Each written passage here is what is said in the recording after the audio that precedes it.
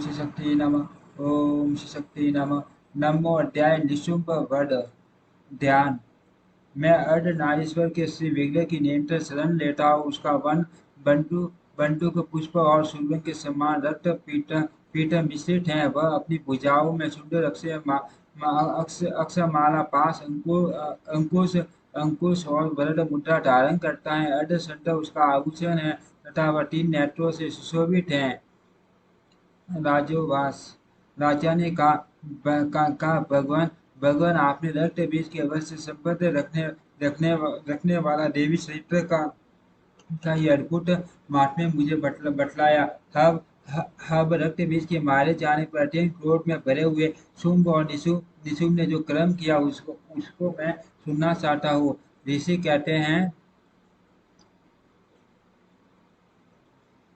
राजन, युद्ध में रक्त बीज तथा अन्य दैत्यों के मारे जाने पर शुंभ और निशुंभ के क्रोध की सीमा न रही। अपनी विशाल सेना इस प्रकार मारी जाती देख निशुंभ अमस में भरकर देवी की ओर दौड़ा। उसके साथ असुरों की प्रधान सेना थी। उसके आगे पीछे तथा पार्श्व भाग में बड़े बड़े असुर थे जो क्रोध से ओट सबाते हुए देवी को मार डालने के लिए आए। महापराक्रमी शुंभ शुंभ भी अपनी सेना के साथ मार्टर गणों से युद्ध करके क्रोध व संडिका को मारने के लिए आप पहुंचा। तब देवी के साथ शुंभ और निशुंभ का घोर संग्राम छिड़ गया। वे दोनों दैत्य मेघों की भांति बाणों की भयंकर वृष्टि कर रहे थे। उन दोनों के चलाए हुए बाणों को संडिका ने अपने बाणों के समूह से तुरंत काट डाला और शस्त्र समूहों की वर्षा करके उन दैत्य शस्त्र समूहों की वर्षा करके उन दोनों दैत्यपतियों के अंगों में भी चोट पहुंचाई। निशुम्भ ने तीखी तलवार और चमकती हुई ढाल लेकर देवी के श्रेष्ठ वाहन सिंह के मस्तक पर प्रहार किया। अपने अपने वाहन को चोट पहुंचने पर देवी ने शूरपणख नामक वाहन से निशुम्भ की श्रेष्ठ तलवार तुरंत ही काट डाली और उसकी ढाल को भी जिसमें 8 सांड जड़े थे खंड खंड कर दिया। ढाल और तलवार के कट जाने पर उसे असुर ने शक्ति चलाई, किंतु सामने आने पर देवी ने सग्र से उसके भी 2 टुकड़े कर दिए। अब तो निशुम्भ क्रोध से जल उठा और उस दानव ने देवी को मारने के लिए शूल उठाया, किंतु देवी ने समीप समीप आने पर उसे भी मुक्के से मारकर शून्य कर दिया। तब उसने गदा घुमाकर संधि के ऊपर चलाई, परंतु वह अपनी देवी के त्रिशूल से कटकर भस्म हो गया। तदनंतर दैत्यराज निशुंभ को फंसा हाथ में लेकर आते देख देवी ने बाण समूह से घायल कर धरती पर सुला दिया। उस भयंकर महापराक्रमी बाईस निशुंभ के धराशायी हो जाने पर शुंभ को बड़ा क्रोध हुआ और अंबिका का वध करने के लिए वह आगे बढ़ा। रथ पर बैठे बैठे ही उत्तम आयुधों से सुशोभित अपनी बड़ी बड़ी 8 अनुपम भुजाओं से समूचे आकाश को ढककर वह अद्भुत शोभा पाने लगा। उससे आते आते देख देवी ने शंख बजाया और धनुष की प्रत्यंचा का भी अत्यंत दुस्सह शब्द किया। साथ ही अपने अपने घंटे के शब्द से जो समस्त दैत्य सैनिकों का तेज नष्ट करने वाला था संपूर्ण दिशाओं को व्याप्त कर दिया। तदनंतर सिंह ने भी अपनी डाल से, जिसे सुनकर बड़े बड़े गजराज राज्यों का मान मद मद दूर हो जाता था, आकाश पृथ्वी और 10 दिशाओं को गुंजा दिया। फिर काली ने आकाश में उछलकर अपने दोनों हाथों से पृथ्वी पर आघात किया। उससे ऐसा भयंकर शब्द हुआ जिससे पहले के सभी शब्द शांत हो गए।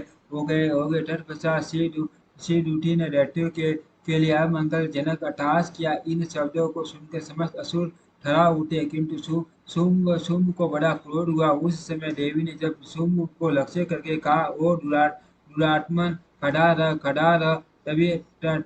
तभी आकाश में खड़े हुए देवता बोल बोल उठे, जय हो। शुंभ ने वहां आकर ज्वालाओं से युक्त अत्यंत भयानक शक्ति चलाई। अग्नि में पर्वत के समान आती हुई उस शक्ति को देवी ने बड़े भारी लूके से दूर हटा दिया। उस समय शुंभ के सिर नाट से तीनों लोग गूंज उठे। राजन, उसकी प्रतिध्वनि पाठ के समान भयानक शब्द हुआ जिसने अन्य सब शब्दों को जीत लिया।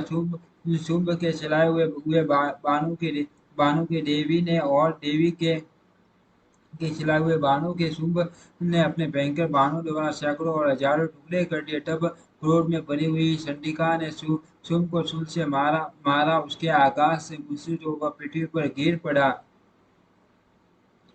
इतने में ही निशुम्भ को चेतना हुई और उसने धनुष हाथ में लेकर बाणों द्वारा देवी काली तथा सिंह को घायल कर डाला। फिर उस दैत्यराज ने 10,000 हजार बाएं बनाकर शक्रों के प्रहार से चंडिका को आच्छादित कर दिया। तब दुर्गम पीड़ा का नाश करने वाली भगवती दुर्गा ने कुपित होकर अपने बाणों से उन शक्रों तथा बाणों को काट गिराया। ये देख निशुम्भ दैत्य सेना के साथ चंडिका का वध करने के लिए हाथ में गदा ले बड़े वेग से दौड़ा। उसके आते ही चंडी ने तीखी धार वाली तलवार से उसकी गदा को शीघ्र ही काट डाला। तब उसने शूल हाथ में लिया।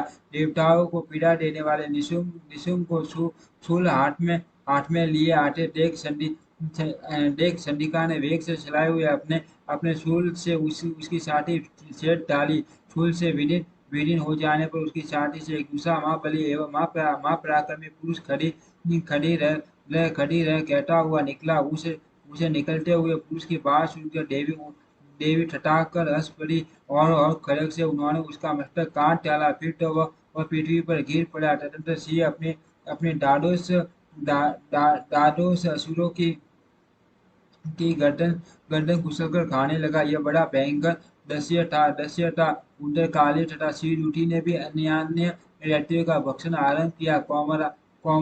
कौमारी की शक्ति से विलीन होकर कितने ही महादैत्य नष्ट हो गए। ब्राह्मणी के मंत्रपूत जल से निस्तेज होकर कितने ही भाग खड़े हुए। कितने ही दैत्य महेश्वरी के त्रिशूल से छीन भिन्न हो धराशायी हो गए। बाराही के कुटुम्ब के आकाश से कितनों का पृथ्वी पर कसुम्भ निकल गया। वैष्णवी ने भी अपने शक्ल से दानवों के टुकड़े टुकड़े कर डाले। एंड्रे के हाथ से छूटे हुए वज्र से भी कितने ही प्राणों से हाथ धो बैठे। कुछ असुर नष्ट हो गए। उस महायुद्ध से भाग के तथा कितने ही काले शिवदूती तथा सिंह के ग्रास बन गए। इति श्री मार्कंडेय पुराणे सार्वजनिक मन्वंतरे देवी महात्म्ये निशुम्भ वधो नाम नवमो अध्यायम्। इस प्रकार से मार्कंडेय पुराण में सार्वजनिक मनवंतर की कथा के अंतर्गत देवी महात्म्य में निशुम्भ वध नामक नवा अध्याय पूरा हुआ। ओम श्री शक्ति नमः। ओम श्री शक्ति नमः। ओम श्री शक्ति